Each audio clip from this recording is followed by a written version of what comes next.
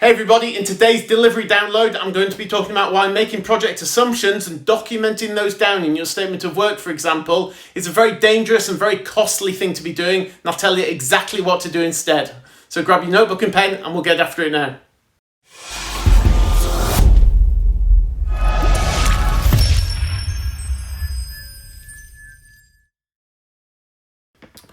Okay, good. So you do not want to be making project assumptions.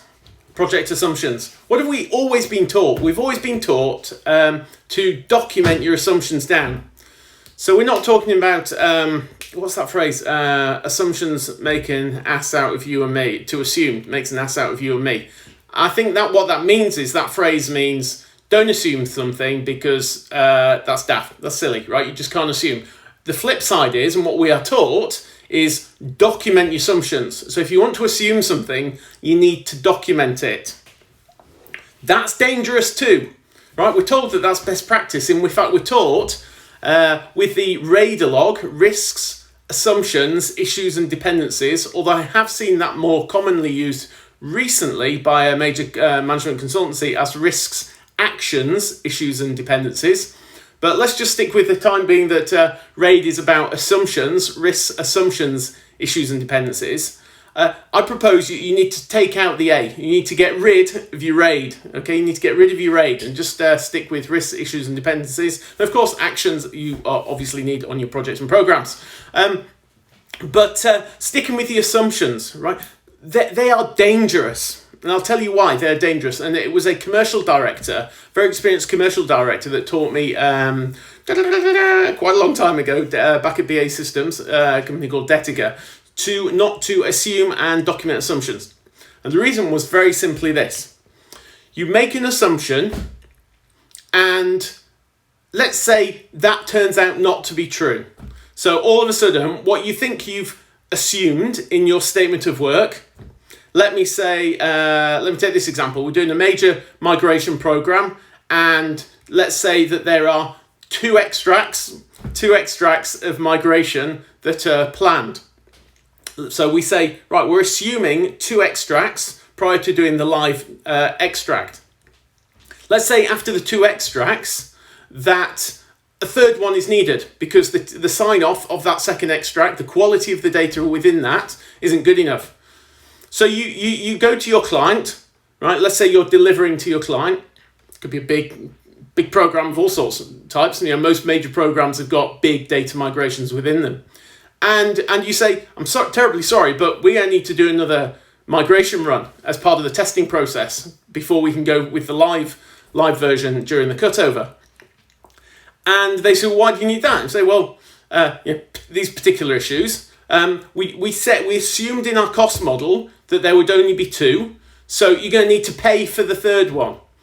£50,000, let's say. Let's say that it's a big one, there's 50 days effort. And they'll turn around and say, well, no, we're not paying that.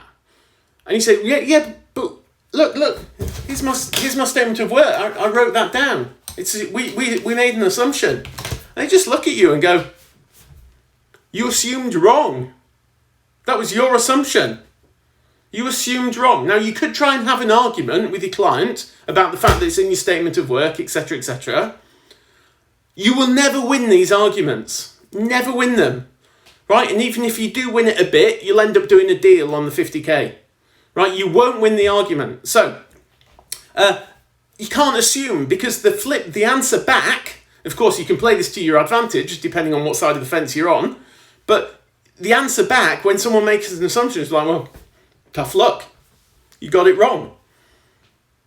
And you left. You just got to swallow the cost of whatever the concept. It was absolutely pointless making that assumption. So what I'm going to do, I'm just going to hit the whiteboard and we're going to show you what to do instead. There are two things you can do instead. And I like to hit the whiteboard, so let's give it a go here. Excuse me, I'll just get that right. All right, so here's the two things that you can do instead. So what I said was, don't assume. Or don't have an assumption in the typical place where they go is statement of works. The statement of work. Right, so don't put your assumptions in the statement of work. Instead, what I want you to do is to do one of two things. And you can choose which one, what's appropriate when you look at the nature of what this assumption is.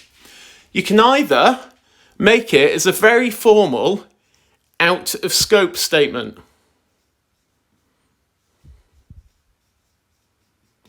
Right. So what you could do in this example of that third data migration, any more than 2 data migrations, I said, rather than say we're assuming there will be no more, to which the answer can be, well, tough luck. If you formally state in your statement of work, so you can still put it in the statement of work, all right, find a section for it. You should already have an out of scope section. Right, then you say, any further data migration runs are out of scope. Any further data migration runs are out of scope. All right, you've now locked it in. They've signed off. The customer has signed that they agree that any further ones are out of scope. That will have to then invoke change control to bring it into scope. Or the other thing you can do is to turn it into a clear client dependency. Now, I might just need to, on the fly here, think of a different example to the data migration example, because that example would come down here. We could say, how's about something like, rather than say an example here would be, so if I go e.g. data migration, that's the example I quoted for you here. You can take a screenshot of this if you want, later point in time. The example over here might be, I'm going to assume that the client is going to provide a full UAT testing team on specific dates. UAT testing team available on specific dates.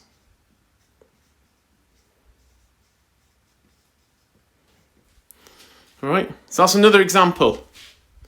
Now, you could easily see, and I'm sure many of you may have, assumptions in your statement of work that says the UAT testing team will be available on specific dates.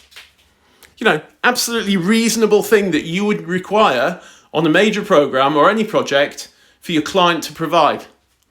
Now, let's say they don't do it, they just say, well, you assumed the wrong dates. So much better to say formal client dependency or external dependency, but you put it on the client. They must categorically in contract give you a UAT testing team on the dates agreed, right? Put that into your statement of work. And of course, you must have a dependency section of your statement of work. And the more specific they are, the better. Oh, and by the way, just as a tip, well, I'm not talking dependencies specifically here. You've got to make sure these are time-bound. Generic, you'll provide a UAT testing team means nothing. You've got to give specific dates. Of course, it's difficult to give specific dates because it means your plan has got to be rock solid. That puts the onus back on you to do a proper job during planning, right? But hey-ho, that's our jobs as project managers, right? Program managers, right? So that's what you do. Don't assume it. People can say, so what? Right? That doesn't work. You can't do that. Sorry, still a bit wonky with this camera as I practice. Instead, either go out of scope or make it a formal client dependency. And then if there's a problem, for both of these, you use the CCM process that you're hugely familiar with. I'll just let you take a screenshot if you want to. There you go. All right, grab that. I'll flip back to me. And that's how we do it, folks. And through that process,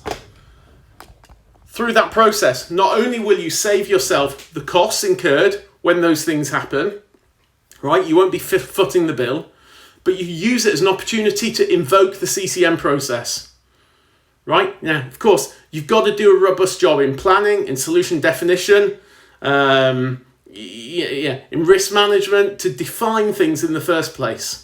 Right, got to be specific in your statement of work, right, with things that are out of scope, things where there's client dependencies. But if you get that right, you're in a really powerful place to invoke CCM process, right? And I'm not saying to do this, to be, to charge for things that are not valid. We're talking about acting commercial, using commercials with integrity, but to act in a way that empower you. You've got the right levers so that you can operate them that serve just things in the right way, right? They serve you and they serve the client when these things are defined properly. All right, so hopefully that's helpful. Let me know how you get on. Got some comments below, see how you get on with those. These are some of my first few videos, so I might still play with the format and things. But look, thanks for watching, and catch you on the next one. Bye.